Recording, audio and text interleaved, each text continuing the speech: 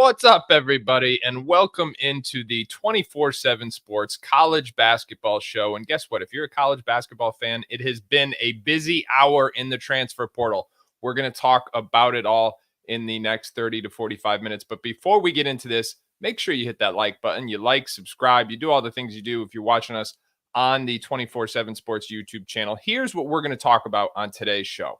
We're going to talk about the international prospects, the names to know in this year's NBA draft. Then we are going to talk about some of the recent headlines in the transfer portal, how that impacts Isaac Trotter's list of the top teams in college basketball going into next season. And then they're few and far between, but we still have a few big names left on the board for next year's college basketball season. So we're going to break down the latest with that as well. But without further ado, I want to start with the NBA draft because we are only a few weeks away. And for those of you who don't follow the draft year round like I do, I get it.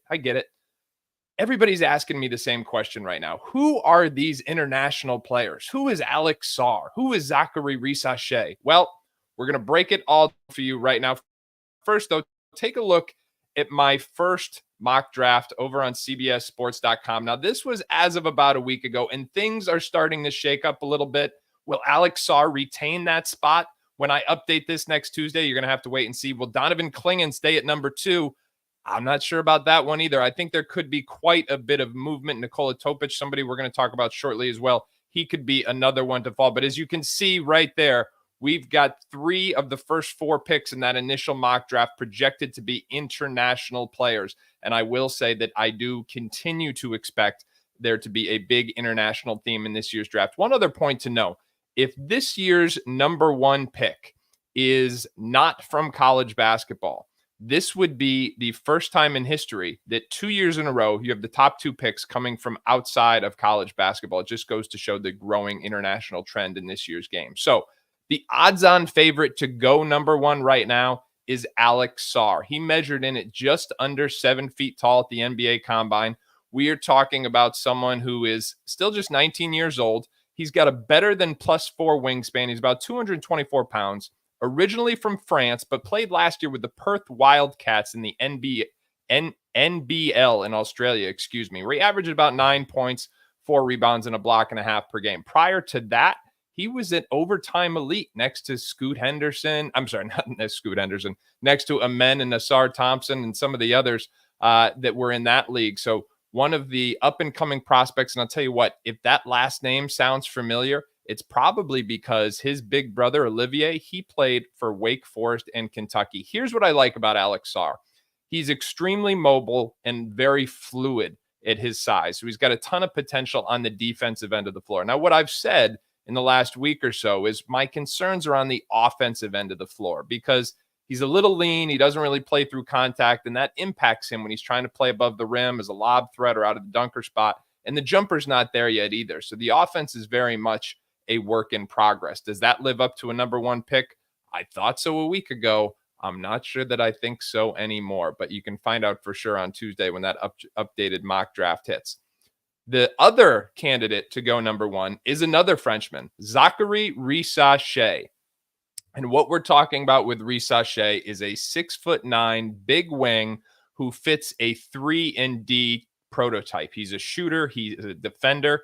He was born in Spain, but he grew up in France, and he has played with French national teams and currently plays in the French league with JL Bourg, where he's averaged about 10 points and 4 rebounds per game. Now, the thing people like about Risache is that in a draft that lacks obvious star power, this guy has got a clear niche on both ends of the floor in the modern NBA because he's a big wing who can shoot the ball and is already a plus defender. If it turns out he's got a little more playmaking than we expect, then all of a sudden his upside could be higher. And that's one of the reasons, in addition to his strong play as of late down the stretch of the French playoffs, that he is getting increased traction to be the number 1 pick. Now, a third name to know. This guy is not from France, from Serbia. Nikola Topic, a big 6'6" point guard, has had a decorated career to this point. Unfortunately, he's out with injury right now, but last summer he was the MVP of the FIBA U18 European Championship. He led Serbia to gold there.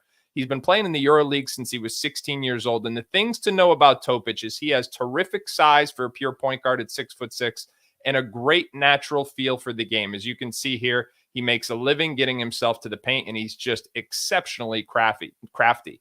Now, the criticisms of Topic are that he is neither a dynamic athlete or a knockdown shooter. So between that and some of the recent injury history, is he potentially falling in the draft lottery? Again, you got to tune into CBS Sports on Tuesday to find out. But he is certainly a third international prospect that we have our eyes on as a potential lottery pick. Now, another interesting tidbit heading into this year's draft. We talked about how Sarr and Risacher are both from France. There is a third prospect from France who is gaining traction as a potential lottery pick. It would be the first time in history that you had 3 French players go, not just in the first round, but in the lottery. So potentially a big year for France. Tidjane Saloon won't turn 19 until August. He is 6'9", 207 pounds with a 7'1" wingspan. He's not quite the polished offensive player that somebody like Risacher or Topic is, but I'm going to tell you what an NBA scout told me a couple weeks ago in Chicago. He said, when I look back to that 2013 draft, which was so bad, the one player, the best player to come out of that was Giannis Antetokounmpo. And what he had was the best body type and the best motor. This scout said to me, I'm not sure Saloon isn't that guy in this year's draft. Now, do I expect him to go in the top 5? No, I don't. Do I expect him to go in the top 10? Maybe. Do I expect him to go in the lottery? Yes, I do. So we are talking about 4 international prospects, 5 if you include Modest Buzelis, and 3 from France who are very likely to be lottery picks. So that is everything you need to know about the biggest international prospects in this year's NBA draft. Remember, we are just over about 3 weeks away at this point, and it's going to be an exciting one as we head into draft season. All right, remember, you can visit cbssports.com for more extensive coverage leading up to the NBA draft. And with several prospects choosing to go back to college instead of staying in the NBA draft, we are now going to talk about the top 10 players available in the transfer portal. And for that, I have to welcome in the one, the only, Isaac Trotter to help me break it all down. So, Isaac, welcome to the show, my friend. Yeah, thanks for having me. It's a fun time, I think, in the portal, right? With the rosters are starting to materialize a little bit. And I think as the stay or go decision started to happen, we're starting to get a really good feel for how much fun next year in college basketball could just be with just so much talent that's coming back to play. It's led to some really, really loaded up rosters. And I feel like the money is obviously a big part of it too. College basketball is money, and these rosters are kind of showing it.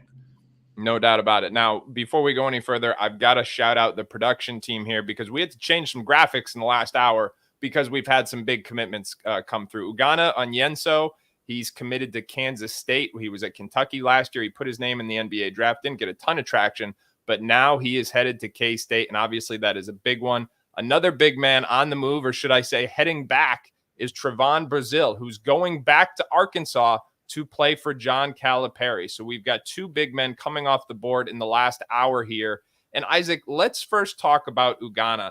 Like, what does this mean for Kansas State and Jerome Tang? Because I think Ugonna's got a chance to establish himself as not only one of the best rim protectors and lob threats, but I think he's got a little more offensive game than we saw last year at Kentucky as well. What are your thoughts? Yeah, he's a guy that I think wants to show that part of his game. I think that's a big reason why he became a free agent again and hit the transfer portal. And I think he definitely wanted to stay in the NBA draft. But when he got that feedback that it wasn't going to work, going back to school and finding a place with a lob threat, a guy, if you're going to be a lob threat, you need someone to throw you lobs. And Doug McDaniel, the new Michigan transfer, is a really, really good lob thrower. He's an excellent, just so fast, can really break defensives down. You're always having to, you're kind of struggling. Do I play drop coverage against him because he can really shoot threes? You need somebody on that back line that he can throw stuff to, and Onyenso will certainly do this. But defensively, the reason Kansas State's excited about this one is because Onyenso arguably could be the best rim protector in the transfer portal outside of Cliff Amori, the Rutgers transfer who went to Alabama. He's just awesome around the rim.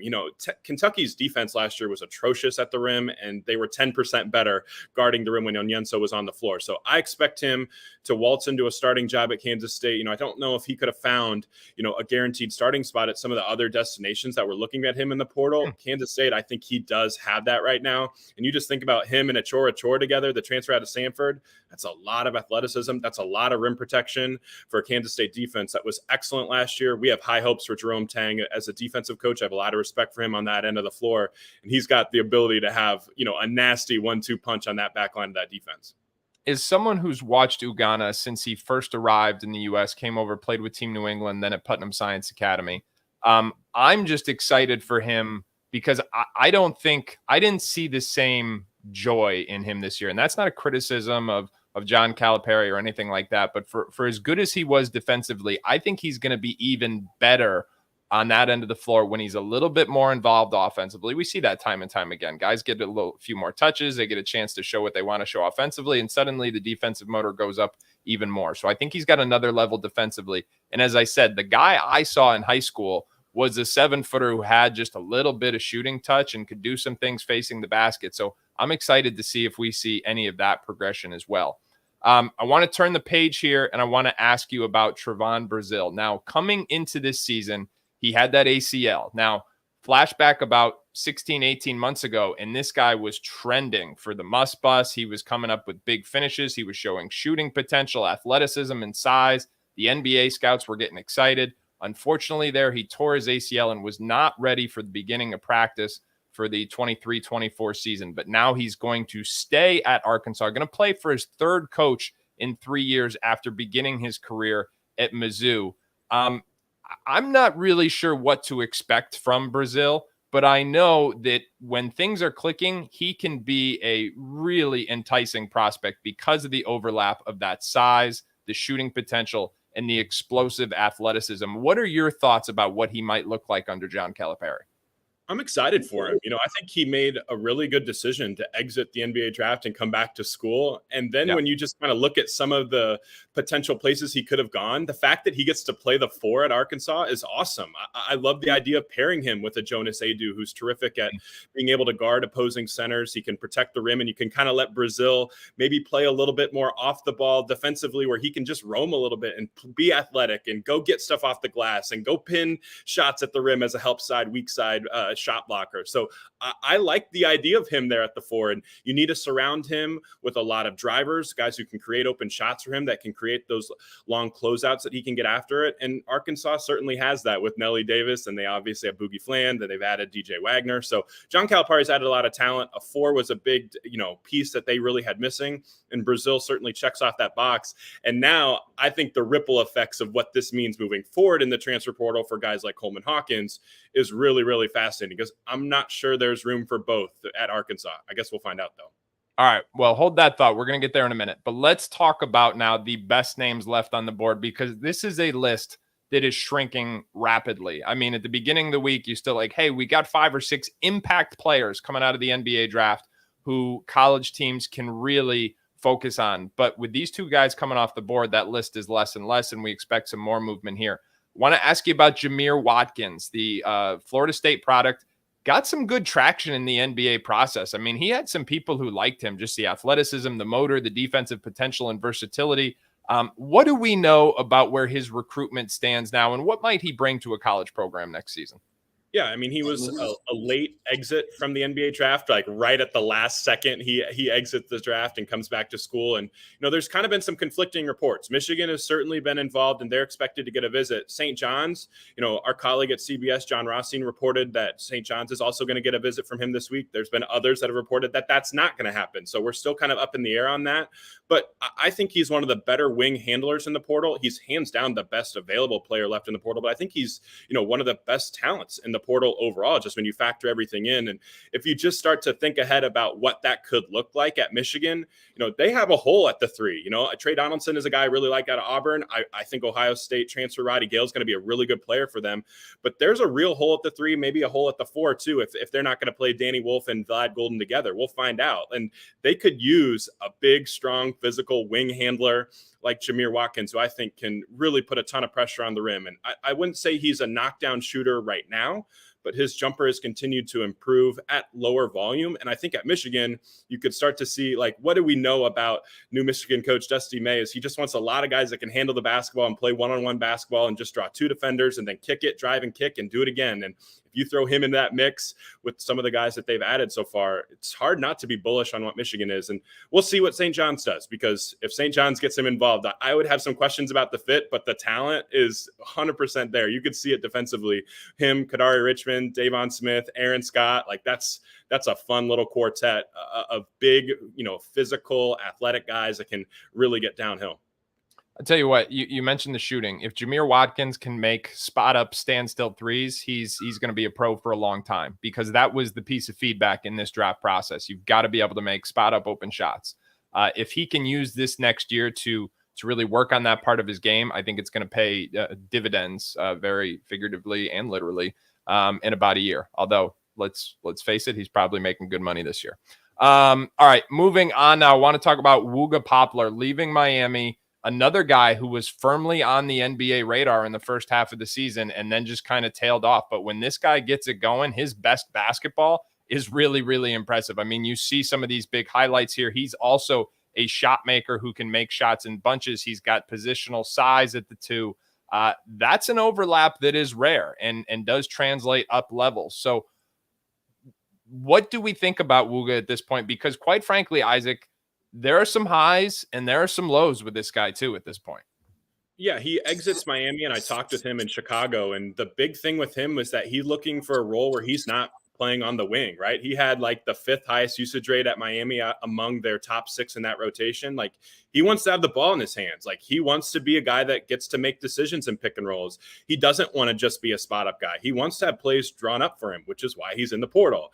And the two teams that have continued to make a lot of sense for him are Oregon and Villanova. And Oregon has had a really strong offseason. The fact that they've been able to keep guys like Jackson Shelstad and Mookie Cook and Kwame Evans out of that recruiting class is awesome. But they've gone in the portal. They've added a TJ Mbaba, who I'm a big fan of. But they could use another big type of wing. And I think that Poplar would be a really good fit there, especially as they try to figure out if N'Faly Dante is going to play or not for them next year. If he leaves, and that's going to open up even more of a usage rate for Wooga Poplar to come in. But the other team is Villanova. And I just, it feels hard for me that Villanova is not going to try to really make a big push for Wooga here, because just reading the tea leaves, what Villanova's offseason's been this year. They tried to get Max Shoga in, and he ends up going back to VCU. Like, they're desperate. Like, they're desperate for a big splash, and getting Eric Dixon is back is huge, but they need another big time scorer. And Wooga, for some of the flaws that is part of his game, like, the talent is certainly there. Like, you could talk yourself into him potentially being a top of the scouting report guy for a ton of teams in college basketball. And I think Villanova would definitely give him the role that he's looking for and the kind of the price tag that he's demanding. Part of me wonders if Wooga, who's from Philly, is better off going away from home. You watched him last year in Miami, and like I said, there were some extreme highs and some extreme lows. This is about everyday mentality for him. And sometimes, and I don't know this, I'm speculating, but sometimes the distractions of being at home can be counterproductive to that, because you've got to have a professional mindset where you're going to do your job every day. So it's going to be a very interesting decision for him that I think should and probably will come down to more than just NIL. All right, you mentioned this guy earlier, and obviously there are some implications based on the news from earlier today. That's Coleman Hawkins, the ever quotable Coleman Hawkins, who wants to be able to go to a school where he can watch football next year and has no intention of ever playing in the Big Ten again. Media training availability is limited, apparently, going into the combine. So, Isaac, I ask you now, like, do we still think Arkansas is the leader here? Or if they are not, what could the ramifications be for some potential other schools to make up ground here?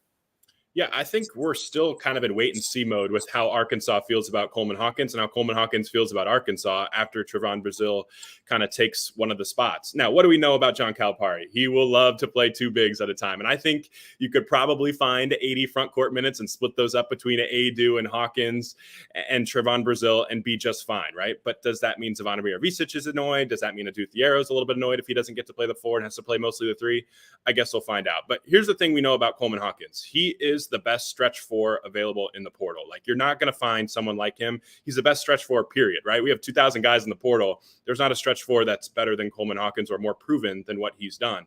And that commands a big price tag because that's arguably one of the most valuable positions in basketball, as the game changes and as you're trying to get the lane opened up and as you're trying to be versatile defensively and offensively. And Hawkins is a big part of that. So I think I'd keep an eye on Kansas State. Even after Ugonna Onyenso, they still have room for a potential piece like that. Like, I think they'd have room in the budget for a potential piece like that as well. That would be a really, really big addition for them. The new team that we've heard a little bit today is SMU. And honestly, that sounds a little bit odd to me. It just wasn't a team that I was necessarily had near the top of my radar, but we know that they have a great history with bigs dating back to what Andy Enfield has done at USC, and Eric Mobley is on that staff as well, and he's highly regarded as a big man guy. And you look at some of the pieces that they've added in the portal. Yes, they've added a lot of bigs, but Matt Cross is a good player. He's not Coleman Hawkins, so you could add a potential piece like that. I think you'd probably have to do that if you're an SMU who has a lot of finances and is heading into the ACC. So I think we're still kind of in wait and see mode with Hawkins, because it could change by the day with a guy like this, especially now after some of these decisions. Like, would I be stunned if North Carolina wanted to come back in and try to get back involved in something like this? Would I be stunned if Arkansas, makes a run and says, hey, we could still use you? Like, no, that's the type of caliber of player he is. And I think when you add a player like that, like, you're going to win a lot of games because he just impacts winning on a lot of different ways. I feel like Arkansas is almost playing like fantasy basketball right now, and they just have the biggest budget, and so it seems, and they're getting immediate impact guys. But my question with this roster, and this is a conversation we had time and time again at Kentucky over the years, is how do these guys fit together? Because fantasy basketball is very different than when five guys get on the floor together and they got to learn how to share the ball. And for the life of me, I don't know who the connector is in this group. I don't know who the ball mover is in this group. I know there are a lot of dudes who can score the ball when it's in their hands, but who's going to move it from one to the other is the part that I'm just not sure of. You mentioned the potential for Kansas State to add a four-man or another front court piece alongside Ugonna Onyenso, who they received a commitment from about an hour ago. Reason being is that Arthur Kaluma is in the portal and potentially looking for a new home. This was his first year at Kansas State after previously attending Creighton, where he was part of a very good team there, and now he's on the move again. What do we make of Kaluma at this point, and what might some of his possible destinations look like? Yeah, it's been very, very quiet with Arthur Kaluma. I talked with Baba Miller at the NBA Combine, and at that point, he was uncommitted, and he was basically saying, like, Kansas State is recruiting me really hard, and Arthur Kaluma was basically a part of that. And that was after Kaluma had entered the portal. So I think Kaluma and K-State, he aren't necessarily on like negative ground there. I don't think they're on bad ground after he entered the portal. So I think if you're looking at K-State's roster, like, bringing Kaluma back would make a ton of sense. If you want to ride with Kaluma at the 3, Achor at the 4, Ugonna Onyenso at the 5, like, that has a chance to be a hellacious defense. Like, I really, really like that defense together. And the thing with Kaluma, I feel like sometimes you're always just not really sure what version of him you're getting. Like, when he's assertive and he's making quick decisions with the basketball, like, he can be a really impactful player. And we've seen him be able to guard multiple positions and have an impact on that end of the floor. But when he like settles and jabs and stuff like that, like, it can be a little bit clunky offensively. So, and the turnovers have certainly been a real thing too. So at this point in the portal, Kaluma is valuable because he's arguably one of the most proven scorers that's available. So there's going to be a big market for him, but the teams, like, there's been no noise with him. I think that's going to change this week though. Yeah, I think there's questions. I think there's questions about, like, hey, are you a stats guy, or are you a guy who's about winning, even if it means you're the third offensive option? And I think that's some of the concerns that originated at Creighton.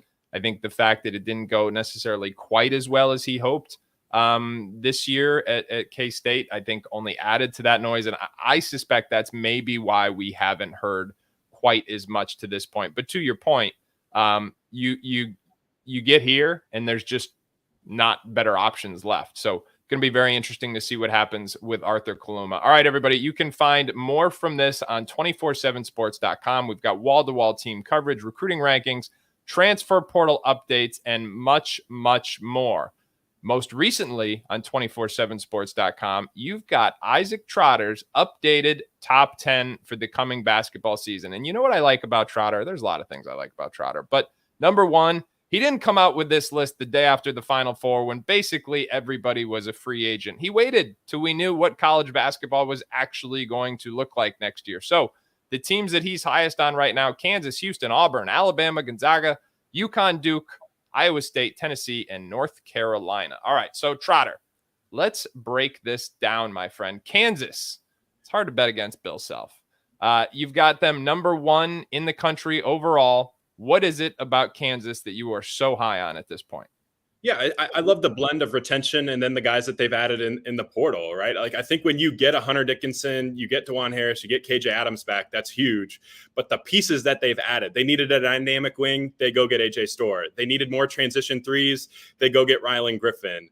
They needed some semblance of mid-range off the bounce scoring, and they go get Zeke Mayo. Like, it's a really, really good mix. So, this is a Kansas team that didn't necessarily have the year that they expected last year, but I love the additions. I love the retention. Bill Self has had a top 20 defense for 6 straight years. Like, this starting lineup is old and experienced and played a lot of basketball.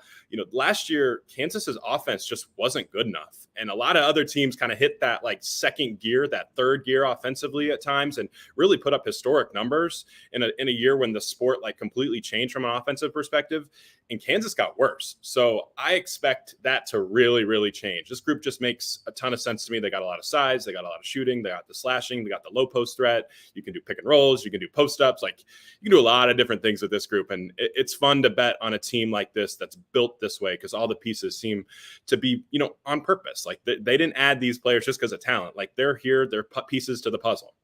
Yeah, a couple points from me on Kansas. Number 1, they've got connectors. They've got Adams. They've got Harris. Those guys are not just willing to play a quote-unquote secondary role, be ball movers, and really embrace those, again, quote-unquote smaller things, but they have history doing it. And I think the reason why Kansas wasn't as good last season is, quite frankly, because just the injuries and the depth between McCullough and, I mean, that was certainly the big one. They just ran out of bodies. And that is my only question about them going into this season. The depth is better, but it's still not quite where they want it to be. We haven't even talked about Elmarco Jackson yet, who they brought back as well. But this is a team that really made a push to get Johnny Furphy back. I mean, Johnny Furphy at one point was considered to be a lock to go into the NBA draft. And then behind the scenes, there was more and more momentum. Like, wait a minute, is he really thinking about going back? How could that be? They just got a couple impact wings out of the portal. There was a significant push to bring him back. It didn't happen. Kansas is still number 1 on Isaac's board. It's going to be interesting to see how they fill out the rest of that roster and if they can address the depth issues that plagued them this year. Number 2, Houston and Kelvin Sampson. Tell me why you've got them as a top 2 team in America. Hey, man, we talk all about the portal all offseason, right? But retention is king in Houston, and they get all of their guys back, right? Jamal Shed loses eligibility, but they got basically everybody else back. And then they're able to go into the portal and get Milos Uzan out of Oklahoma, who I'm really bullish on. I think he makes a ton of great high-level processing plays, like sees the floor at a high level. And you just throw him into this ecosystem, yeah, like that's going to work really well. I feel like this Houston front court is so nasty defensively. Like, Javier Francis is awesome. What they've done, getting Jawan Roberts back is great. JoJo Tugler is going to come off the bench for them, and he's maybe their best NBA draft prospect. Emmanuel Sharp is back. LJ Cryer's back, who's a sniper. They're going to get a healthy version of Terrence Arsenault, who might be the second best NBA prospect on this roster. Like, this group is just loaded, and Houston is just a machine. Like, this is what they do every single year. They're going to be elite defensively, and they're going to be elite on the offensive glass. And this entire roster is shaped up to be elite on both of those ends of the floor. That just gives them such a high floor. And I love teams that have so many guys that know their role and have experience playing in that exact role. Like, it's hard to see Houston being anything but what they've been the last few years, which is one of the best teams in college basketball. I don't disagree with anything you just said, but Jamal Shed is a very difficult guy to replace from a leadership standpoint, from a culture standpoint, and from a basketball IQ standpoint. Like, you talk to people around that program, and they're like, the amount of trust that Kelvin Sampson had in Jamal Shed, it was like he was, and they have a great total staff, but it was like he was an extra assistant coach, even to the point of like making game plan suggestions in the film sessions and the huddles. And I talked to assistant coaches that we've never seen coach like that. Be like, Jamal, what do you want to do? And so I agree with everything you just said, but it's going to be different without that guy running the show. That's my only point. All right. Next up, we've got Auburn. Bruce Pearl. You like what's going on down there. Tell Tell me why. Yeah, I guess I would say I'm a little bit of bullish on Auburn compared to other preseason, prognostications right now. And I don't really understand why, because this is the number 4 team on KenPom, and I think they got better. Like, they get 3 of their best 4 players back with Janai Broome, Denver Jones, and Chad Baker-Mazara. And then they go into the portal, they get Miles Kelly, they get JP Pegues. Like, this team is loaded and ready to rock and roll and be one of the best teams in college basketball. And this is a roster that I think has improved. They've gotten much better shooting. They have veteran guards. They have 12 guys on the roster right now. 10 of them are 4th or 5th year seniors. Like, old teams tend to outproduce preseason expectations, and this team's going to be really good. And then I also think the year 2 transfer bump is a real thing. Getting a transfer for 1 year is awesome. Keeping them for that second year is big time. We saw Janai Broome in his second year at Auburn elevate into an All-American. I think Denver Jones and Chad Baker-Mazara are going to be a lot better this year in their second year with that program. And it's all gravy when you have the best big man in college basketball. And that's what Janai Broome does. They're going to be elite on both ends of the floor. Their rim defense was number 1 last year by a mile last year. Nothing's changing with Broome and Dylan Cardwell basically teaming up for 40 minutes of just elite rim protection. All right, I have nothing to fight you on there, but I do have a little something to talk to you about with Alabama, because you've got them at 4, right? I do.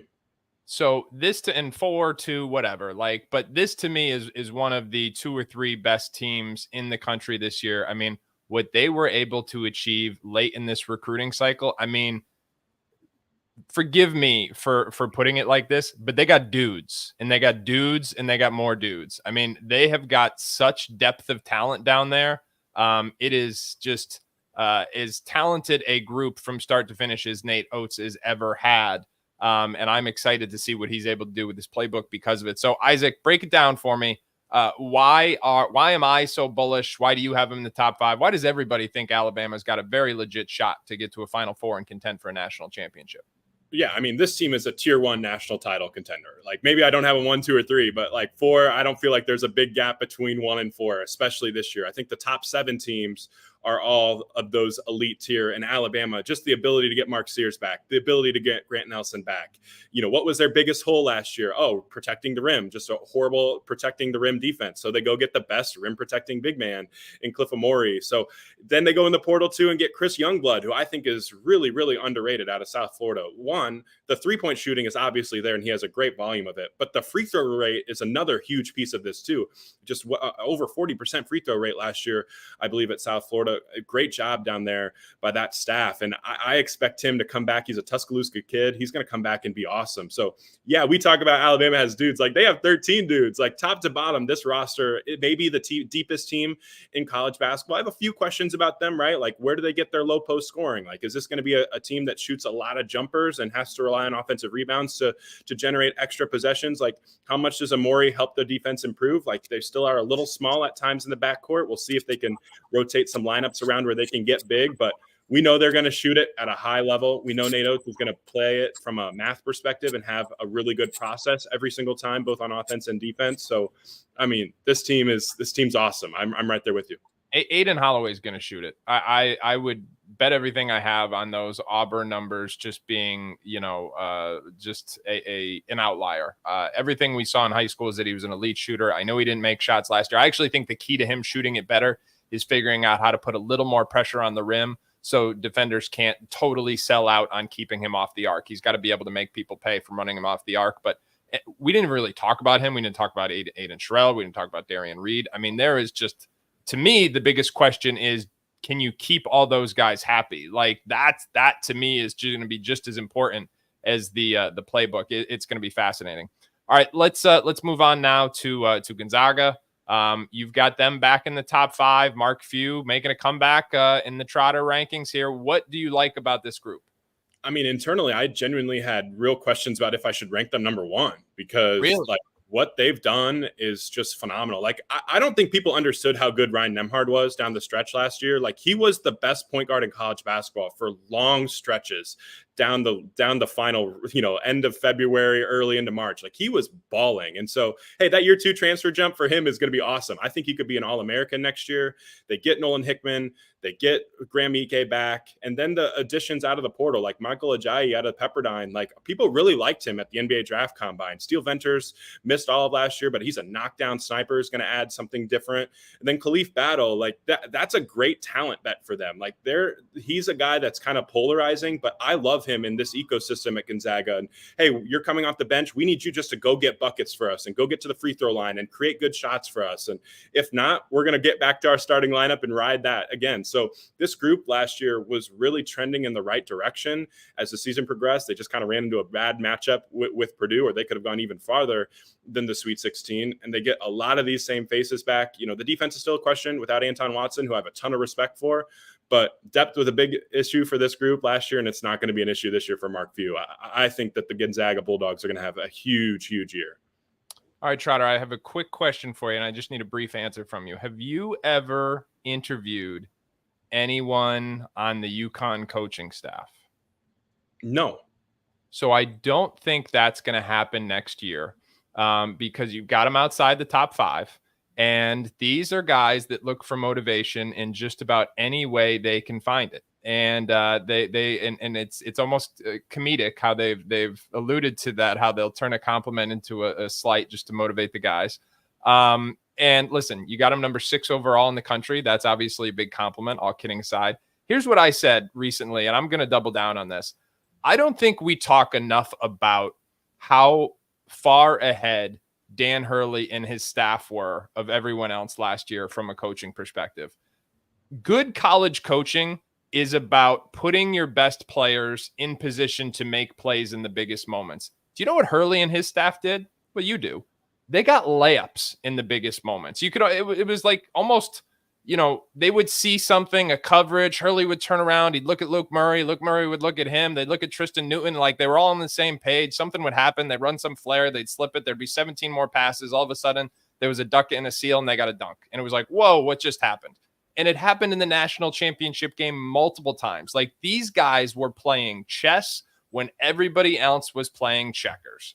And that's my story. I'm sticking to it. I don't think we're talking quite enough about it. Like, the level of precision in their offensive execution last year was ridiculous. Now, granted, no Donovan Clingan, that changes things, but they did reload a little bit. So that's my take on UConn. Tell me yours.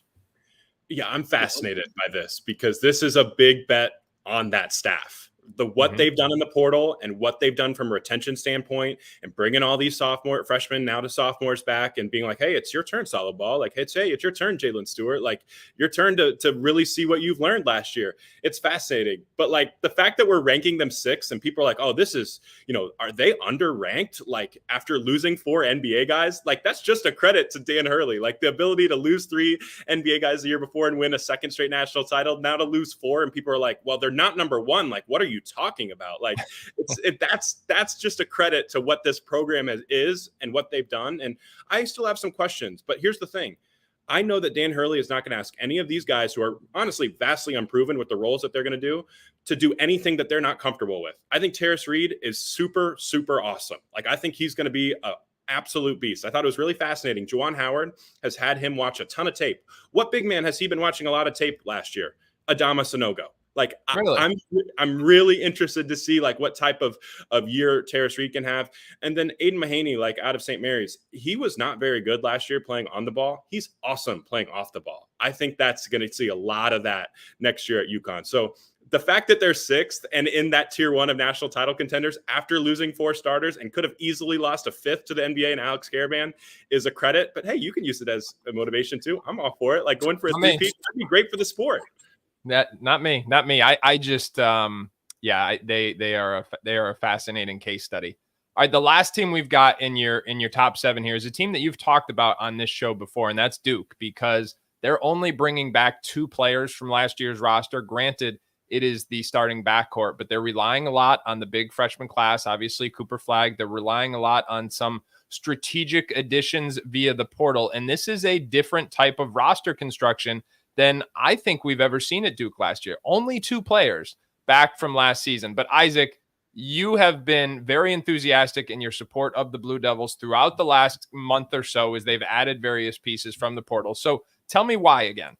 Yeah, I just don't know how this team stinks defensively. And that gives you a really, really high floor because Tyrese Proctor, for some of his issues, is a very, very good on-ball defender. Sion James out of Tulane, I think, is going to be ready to rock and roll defensively from the start. I think from the perspective of allowing Cooper Flagg to fly around and be an athlete defensively helps. Cayman Maluak has a chance to be a very good rim protector. Malik Brown was an all ACC defender last year. I wouldn't say that Mason Gillis is some defensive ace, but he's a guy that I think you can trust on that end to do his job and chase shooters around the floor and do what he needs to do. So this group has just impact defenders at all three levels. I expect them to potentially be one of the top 10 defenses in college basketball next year. And then we'll kind of figure out how this offense goes, because Duke is only going to go as far as Tyrese Proctor and Caleb Foster take it. Like, Cooper Flagg's awesome. The pieces they've added in the portal, the shooting that they've added from certain guys that they've added is awesome.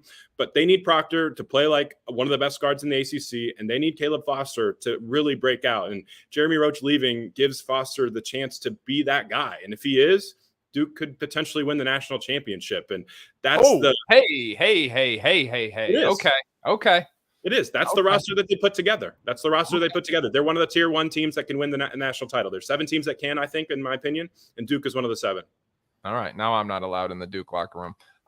Let me ask you this. End on this. Who is Duke's leading scorer next year? Because I think I thought I had a hot take, but I think you and I might agree on it. Who do you think's their leading scorer next year? Yeah, I think it's Caleb Foster. Yeah, me too. And I say that, and I also think Cooper Flagg doesn't need to be their leading scorer to be a potential top pick in the draft. I don't think that needs to happen. All right, Trotter, great stuff as always, my man. You are a wealth of expertise and always well researched. So we appreciate you joining us as always, and thank you to everyone who has watched here today. We appreciate these gigantic numbers that we saw throughout the course of this show. Remember, every Tuesday from now on moving forward, we are going to have a live episode of the 24/7 Sports College Basketball Show. You can check us out right here on the 24/7 Sports channel, Tuesdays, 5 p.m. Eastern. It is one-stop shopping for all the latest in college basketball. For Isaac Trotter, I'm Adam Finkelstein, and we will see you next time.